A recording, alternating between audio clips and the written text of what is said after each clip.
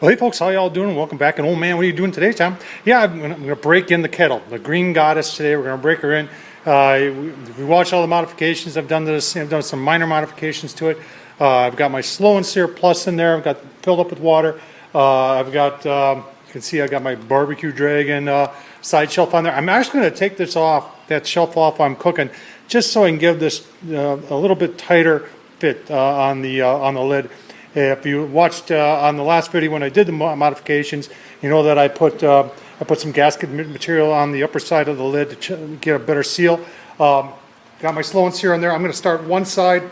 I've got a couple lighter Weber wax cubes in there, so we're just going to get her going here. Torch is the best way to light them.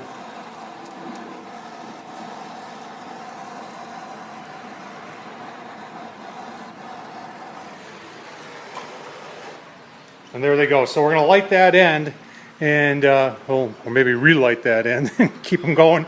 And we're going to let it use kind of like the snake method of it going across. So, oh, there they go again. So we've got them going, and we'll give you a look. See, you can see I've got warm water in my trough already on the Slow and Sear. That's really what's nice about the Slow and Sear, is it gives you a little moisture.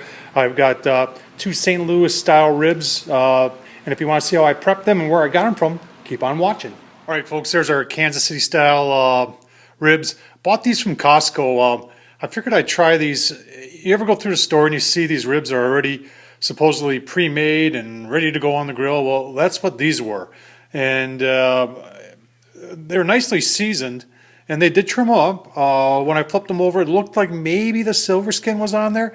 So I took a piece of paper towel and tried to pull it off, and yeah, the silver skin was still on there. So, you know, there's a whole bunch of debate out there whether to leave it on or take it off. I've always taken the silver skin off of any ribs I've done, whether it's beef or pork. It just seems to season up a little bit better, and it just turns out better, in my humble opinion. So get these on the Weber and the modified Weber, and we'll give you a look-see down at the grill. All right, folks, there's our setup with our ribs on there. Looking very nice. I got my charcoal going over there. I've got my other grate on here, my upper grate. I got them both stacked on top of each other. It's just a matter of closing them down here.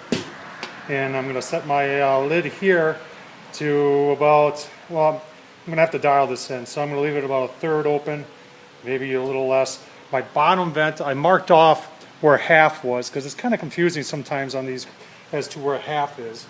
And I'm going to set that to half.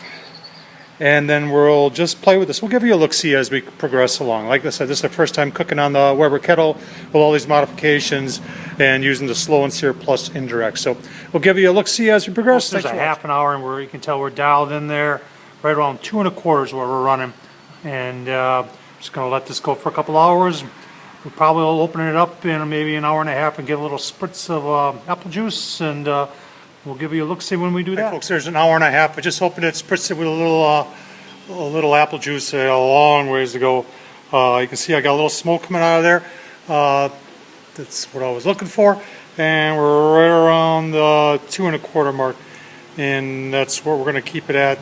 And like I said, we'll give you a look-see as we go along. Hey folks, there's 5.5 hours on the Weber, and I had to bump temperatures up a little bit here to get them into the 300s because I'm getting hungry. Let's take a quick look here. Some Slow and Sear today. You can see I've got some sauce on there, Sweet Baby Ray's on there. Ribs are looking good. See the bottom ribs there looking good. And we're just about ready to pull these off, and we'll give you a look-see once they're at the table. There it is, folks. There's the ribs. Oh man, we got some potatoes on the air fryer too. Looking mighty nice. And hope you enjoyed this, folks, and give it a shot. And everything turned out great on the Weber using the Slow and Sear Plus. And as always, folks, can't say it enough. Thanks for watching.